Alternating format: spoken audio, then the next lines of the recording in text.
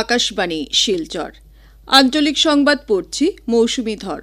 আজকের বিশেষ খবর হলো, কেন্দ্রীয় সরকার আসামের জন্য পুনরায় প্রধানমন্ত্রী আবাস যোজনা গ্রামীণের অধীনে 3,76,000 বাসগৃহে অনুমোদন জানিয়েছে বলে কেন্দ্রীয় মন্ত্রী শিবরাজ সিং চৌহানের গুয়াহাটিতে প্রকাশ। অপারেশন সিন্দুরের মাধ্যমে স্পষ্ট হয়ে থাকা পাকিস্তান সমর্থিত সন্ত্রাসবাদের বিরুদ্ধে ভারতের স্থিতি উপস্থাপনের জন্য বিভিন্ন দেশে সরকারের বহুদলীয় প্রতিনিধি দল প্রেরণ। আসাম পুলিশের বিশেষ কার্যবাহিনীর অভিযানে ভুয়ো সিম কার্ডের বৃহৎ চক্র উৎখাত এবং আসাম সাহিত্য সভার উদ্যোগে কাছাড়, শ্রীভূমি ও হাইলাকান্দি জেলায় আজ থেকে 19 মে পর্যন্ত সেতুবন্ধন কার্যসূচি। এবারে বিস্তারিত খবর। কেন্দ্রীয় সরকার আসামের জন্য পুনরায় প্রধানমন্ত্রী আবাস যোজনা গ্রামীণের অধীনে 3,76,000 বাসগৃহের অনুমোদন জানিয়েছে বলে কেন্দ্রীয় কৃষি ও কৃষক কল্যাণ মন্ত্রী শিবরাজ সিং চৌহান জানিয়েছেন। গুয়াহাটির শ্রীমন্ত শঙ্করদেব কলাক্ষেত্রে আজ প্রধানমন্ত্রী আবাস যোজনা গ্রামীণের অধীনে 55,000 হিতাধিকারীর গৃহপ্রবেশ অনুষ্ঠানে মুখ্য অতিথি হিসেবে অংশ নিয়ে কেন্দ্রীয় মন্ত্রী একথা জানান। আসামের কৃষিজমি পরীক্ষার জন্য কেন্দ্রীয় সরকার কৃষি বিজ্ঞানের 56টি দল গঠন করবে বলে তিনি জানান। শ্রী চৌহান বলেন যে রাজ্য সরকারের আধিকারিকদের সঙ্গে বিজ্ঞানীরা আলোচনা করবেন ও কি মাটিতে কি ক্ষেত করলে ভালো হবে সেই সম্পর্কে কৃষককে অবগত করাবেন। মন্ত্রী সন্ত্রাসবাদের বিরুদ্ধে লড়াই অব্যাহত থাকবে বলেও মন্তব্য করেন। অনুষ্ঠানে শ্রী চৌহান লক্ষ্মী মিস্ত্রি প্রকল্পের অধীনে 21টি জ্ঞান কেন্দ্রের উদ্বোধন করেন। অনুষ্ঠানে আসাম রাজ্য গ্রামীণ জীবিকা অভিযান ও কৃষি বিভাগের বেশ কিছু কার্যসূচি অনুষ্ঠিত হয়। মুখ্যমন্ত্রী ড হিমন্ত বিশ্ব শর্মা অনুষ্ঠানে মুখ্য অতিথি হিসেবে অংশগ্রহণ করে রাজ্য সরকারের রূপায়ণ করা প্রকল্পগুলির বিষয়ে উল্লেখ করেন। মুখ্যমন্ত্রী বলেন, আজি আমি অত্যন্ত আনন্দিত যে আজিৰ দিনটোতে কেন্দ্ৰীয় মন্ত্ৰী শ্ৰী শিৱৰাজ সিং চৌহান ডাঙৰীয়াৰ কৰ কমলেৰে 50,000 প্ৰধানমন্ত্ৰী আৱাস যোজনাৰ হিতাধিকাৰীয়ে গৃহ প্ৰৱেশ কৰিবলৈ সক্ষম হৈছে।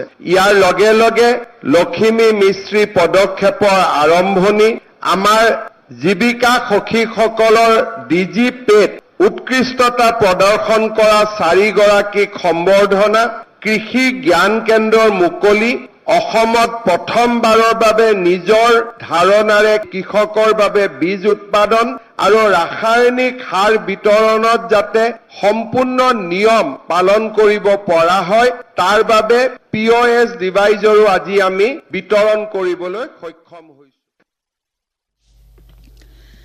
অপারেশন সিন্দুরের মাধ্যমে স্পষ্ট হয়ে যাওয়া পাকিস্তান সমর্থিত সন্ত্রাসবাদের বিরুদ্ধে ভারতের স্থিতি উপস্থাপনের জন্য বিভিন্ন দেশে সরকার বহুদলীয় প্রতিনিধি দল প্রেরণ করেছে। এই বহুদলীয় প্রতিনিধি দলটিকে 7 জন সাংসদ নেতৃত্ব দেবেন। এই সাংসদরা হচ্ছেন কংগ্রেসের শশী থারুর, বিজেপির রবিশঙ্কর প্রসাদ, জেডিইউর সঞ্জয় কুমার ঝা, বিজেপির বৈজয়ন্ত পান্ডা, ডিএমকের কানিমঝি, এনসিপির সুপ্রিয়া সুলে এবং শিবসেনার শ্রীকান্ত একনাথ শিন্ডে। দলটিতে বিভিন্ন রাজনৈতিক দলের সাংসদ, প্রথম সারির রাজনৈতিক ব্যক্তি ও কূটনীতিককে অন্তর্ভুক্ত করা হয়েছে। এই সাংসদরা বেশ কয়েকটি দেশসহ রাষ্ট্রসংঘের নিরাপত্তা পরিষদের সদস্য রাষ্ট্রগুলি সফর করবেন। এই সফরকালে সাংসদরা ভারতের জাতীয় একতা ও সব ধরনের সন্ত্রাস বন্ধ করার ক্ষেত্রে ভারতের স্থিতির বিষয়ে সংশ্লিষ্ট রাষ্ট্রগুলোকে জানাবে। তারা সন্ত্রাসবাদের বিরুদ্ধে ভারতের শূন্য সহনশীলতাকে বিশ্বের সম্মুখে তুলে ধরবেন। এই সম্পর্কে কেন্দ্রীয় সংসদীয় পরিক্রমা মন্ত্রী কিরেন রিজিজু বলেন যে এই প্রতিনিধি দলটি রাজনৈতিক মতভেদের ঊর্ধ্বে গিয়ে বিশ্বের সামনে জাতীয় একতার শক্তিশালী প্রতিফলন তুলে ধরে সন্ত্রাসবাদের বিরুদ্ধে ভারতের শূন্য সহনশীলতার বার্তা পৌঁছে দেবে। অপারেশন সিন্দুর এবং এর পরবর্তী দিনগুলোতে ভারতীয় সেনাবাহিনীর লাভ করা সাফল্যের বিষয়ে জনসাধারণকে পরিচয় করিয়ে দিতে আকাশবাণীর সংবাদ বিভাগ বেশ কিছু অনুষ্ঠান প্রচারের ব্যবস্থা করেছে। এর পরিপ্রেক্ষিতে আমাদের কেন্দ্র থেকে ও বরাক উপত্যকার প্রাক্তন সৈনিক, তাদের পরিবার এবং সমাজের নেতৃস্থানীয় লোকেদের মতামত প্রচারের প্রয়াস করা হচ্ছে। আজ 1999 সালের কার্গিল যুদ্ধের নায়ক অবসরপ্রাপ্ত সুবেদার মেজর অনিল কুমার সিনহার এক কাহিনী আমরা তুলে ধরব। আমাদের শ্রীভূমির সংবাদদাতাকে সুবেদার মেজর জানান, हमें जो है देश रक्षा के लिए नियुक्त किया गया था और देश की रक्षा में जो है हमें किसी भी हालात की से मुकाबला करने के लिए डर नहीं लगता। मैं 33 ईयर्स एस सिपाही एनरोल हुआ था और रिटायर्ड एज सूबेदार मेजर एमआरआई कप्तान। देश की सेवा हम प्रोफेशनल फोर्स है, हम एस्टिमेट जो वो है देश की रक्षा के लिए प्रांत तक उसके लिए भी तत्पर है। ये डरे नहीं, मतलब मुश्किल हालातों से डरे नहीं। परिवार जो है फौज की सर्विस से परिवार मेरा उपकृत हुआ है। हम जो है हम डिफेंस फोर्स में बोलते हैं 9,300 फीट तक जो है मतलब एल्टीट्यूड नहीं है, उससे ऊपर जो एल्टीट्यूड है। तो मैं जो है 6 दिन हम एक्लेमेटाइज करते हैं। तो शुरू की सर्विस थी वो मेरी, तो जो है सुबह 6 बजे मैंने एक्लेमेटाइजेशन पॉइंट से जो है मतलब अपनी जहाँ हेडक्वार्टर ज्वाइन करने के लिए सुबह 6 बजे से चला हूँ, बिना थके पहाड़ों के। हम 4 बजे तक जाके अपने उधर पहुंचा। इतना पैदल चलने के बाद मुझे थकावट महसूस नहीं हुआ। हम फौजी है, ऐसे ट्रेनिंग लेते हैं कि सब साथ चलते हैं, हमें डर नहीं लगता। इतना ही बताना है बस। আসাম পুলিশের বিশেষ কার্যবাহিনী ধুবড়ির বিলাসীপাড়া সহ রাজস্থান ও তেলেঙ্গানায় পৃথক পৃথক স্থানে অভিযান চালিয়ে ভুয়ো সিম কার্ডের একটি বৃহৎ চক্র উৎখাত করেছে। অভিযানকারী দল রাজস্থান, তেলেঙ্গানা ও ধুবড়ি থেকে 7 জন লোককে গ্রেপ্তার করা সহ আরও 14 জনকে আটক করেছে। গুয়াহাটির উলুবাড়িতে আসাম পুলিশের মুখ্য কার্যালয়ে আজ অনুষ্ঠিত সাংবাদিক সম্মেলনে আসাম পুলিশের সঞ্চালক প্রধান হরমিত সিং বলেন যে ভুয়ো নামে সিম কার্ড বের করে চক্রটি সাইবার অপরাধ ও সংঘটিত করে আসছে। আকাশবাণী শিলচর কেন্দ্রের আঞ্চলিক সংবাদ এখন থেকে আমাদের ইউটিউব চ্যানেল এআইআর নিউজ শিলচরের মাধ্যমেও শোনা যাচ্ছে। এছাড়া আমাদের Facebook page all India radio news Silchar এবং এক্স হ্যান্ডেল @AIR নিউজ _ শিলচরের মাধ্যমেও এই সংবাদ শোনা যাবে। খবর প্রচারিত হচ্ছে আকাশবাণী শিলচর কেন্দ্র থেকে।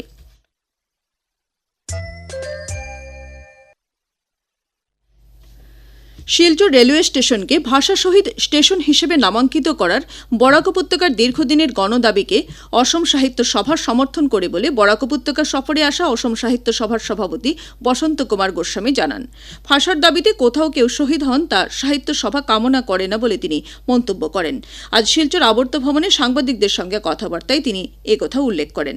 বঙ্গ সাহিত্য পরিষদের পৃষ্ঠপোষকতায় অসম সাহিত্য সভার মধ্যকালীন অধিবেশন আগামী সেপ্টেম্বর মাসে বরাক উপত্যকায় অনুষ্ঠিত হবে বলে তিনি জানান। উল্লেখ্য, অসম সাহিত্য সভার 2025-2026 শিক্ষাবর্ষের কার্যনির্বাহী সমিতির গ্রহণ করা সেতু বন্ধন কার্যসূচি আজ থেকে 19 মে পর্যন্ত কাছাড়, শ্রীভূমি এবং হাইলাকান্দি জেলায় আয়োজন করা হচ্ছে। দেশের বিভিন্ন জাতি জনগোষ্ঠীর মধ্যে ঐক্যের বন্ধন আরও সুদৃঢ় করার উদ্দেশ্যে অসম সাহিত্য সভার কার্যনির্বাহী সমিতি সেতু বন্ধন কার্যসূচি রূপায়ণের সিদ্ধান্ত গ্রহণ করেছিল। সেই অনুসারে অসম সাহিত্য সভার সভাপতি ড বসন্ত কুমার গোস্বামীর নেতৃত্বে এবং অসম সাহিত্য সভার স্বজাতীয় মৈত্রী বন্ধন উপসমিতির সৌজন্যে কাছাড়, শ্রীভূমি এবং হাইলাকান্দি জেলায় 4র্থ সেতুবন্ধ যাত্রার আজ সূচনা করা হয়। এই অনুষ্ঠানে বরাক উপত্যকার ভাষা, সাহিত্য, কৃষ্টি, সংস্কৃতি সহ অন্যান্য বিষয় সম্পর্কে অধ্যয়ন করার পাশাপাশি বিশিষ্ট নাগরিক, কবি, সাহিত্যিক, সাংস্কৃতিক কর্মী, বুদ্ধিজীবী প্রমুখের সঙ্গে মত বিনিময় করা হচ্ছে। শিলচরের আসাম বিশ্ববিদ্যালয় প্রাঙ্গণে হেমচন্দ্র বড়ুয়ার একটি প্রতিমূর্তি স্থাপনের জন্য সভার প্রধান সম্পাদকের নেতৃত্বে একটি দল 19 মেতে বিশ্ববিদ্যালয়ের উপাচার্যের সঙ্গে সাক্ষাৎ করে এই সম্পর্কে আলোচনায় মিলিত হবেন। এছাড়া বিশ্ববিদ্যালয়ের একটি প্রেক্ষাগৃহ ড ভূপেন হাজারিকার নামে নামকরণ করা এবং এই শিল্পীর জন্মশতবর্ষ পালনের জন্য কার্যসূচির আয়োজন করার জন্য সাহিত্য সভার দলটি উপাচার্যকে আহ্বান জানাবে। একাদশ ভাষা শহীদ স্মরণে আজ সম্মিলিত সাংস্কৃতিক মঞ্চ শিলচরের আহ্বানে 19 মহাপথ চলার আয়োজন করা হয়।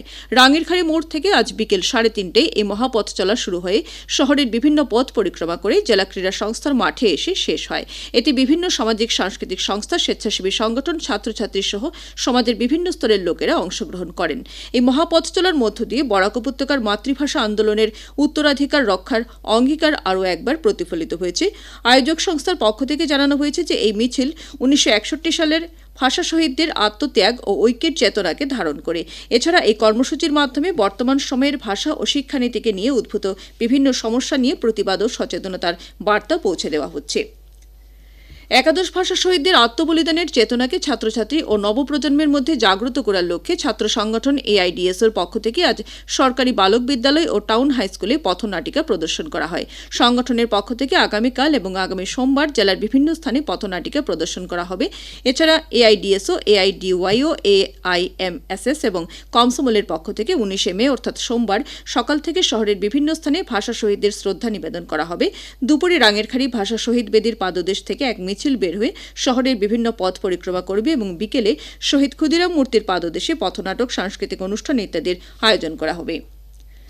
আজ বিশ্ব উচ্চ রক্তচাপ দিবস উপলক্ষে সমগ্র দেশে বিভিন্ন কার্যসূচি গ্রহণ করা হয়েছে। উচ্চ রক্তচাপের ক্ষতিকারক দিক ও এর প্রতিরোধ সম্পর্কে সচেতনতা সৃষ্টির লক্ষ্যে এই দিবস পালন করা হয়। এবারের এই দিবসের বিষয়বস্তু হচ্ছে উচ্চ রক্তচাপের সঠিক নিরূপণ, এর নিয়ন্ত্রণ ও দীর্ঘজীবী হওয়া। হাইলাকান্দি জেলায়ও আজ বিশ্ব উচ্চ রক্তচাপ দিবস পালন করা হয়। এই উপলক্ষে স্বাস্থ্য বিভাগের উদ্যোগে বিভাগীয় কনফারেন্স হলে এক আলোচনা চক্র অনুষ্ঠিত হয়। শ্রীভূমি জেলায়ও এই দিবস পালনের মাধ্যমে মাসব্যাপী এক সচেতনতামূলক অভিযানের সূচনা করা হয়। শ্রীভূমি স্বাস্থ্য সঞ্চালক কার্যালয়ের সভাকক্ষে উচ্চ রক্তচাপ প্রতিরোধ ও নিয়ন্ত্রণে জনসচেতনতা বৃদ্ধির ওপর এক কর্মশালার আয়োজন করা হয়। অনুষ্ঠানে যুগ্ম স্বাস্থ্য সঞ্চালক ডা সুমনা নাইডিং সহ সংশ্লিষ্ট অন্যান্যরা উপস্থিত ছিলেন। শেষ করার আগে খবরের বিশেষ অংশ আরও একবার। কেন্দ্রীয় সরকার আসামের জন্য পুনরায় প্রধানমন্ত্রী আবাস যোজনা গ্রামীণের অধীনে 3,76,000 বাসগৃহে অনুমোদন জানিয়েছে বলে কেন্দ্রীয় মন্ত্রী শিবরাজ সিং চৌহানের গৌহাটিতে প্রকাশ। অপারেশন সিন্দুরের মাধ্যমে স্পষ্ট থাকা পাকিস্তান সমর্থিত সন্ত্রাসবাদের বিরুদ্ধে ভারতের স্থিতি উপস্থাপনের জন্য বিভিন্ন দেশে সরকারের বহুদলীয় প্রতিনিধি দল প্রেরণ। আসাম পুলিশের বিশেষ কার্যবাহিনীর অভিযানে ভুয়ো সিম কার্ডের বৃহৎ চক্র উৎখাত এবং আসাম সাহিত্য সভার উদ্যোগে কাছাড়, শ্রীভূমি ও হাইলাকান্দি জেলায় আজ থেকে 19 মে পর্যন্ত সেতুবন্ধন কার্যসূচি। আঞ্চলিক সংবাদ আজকের মতো শেষ হলো।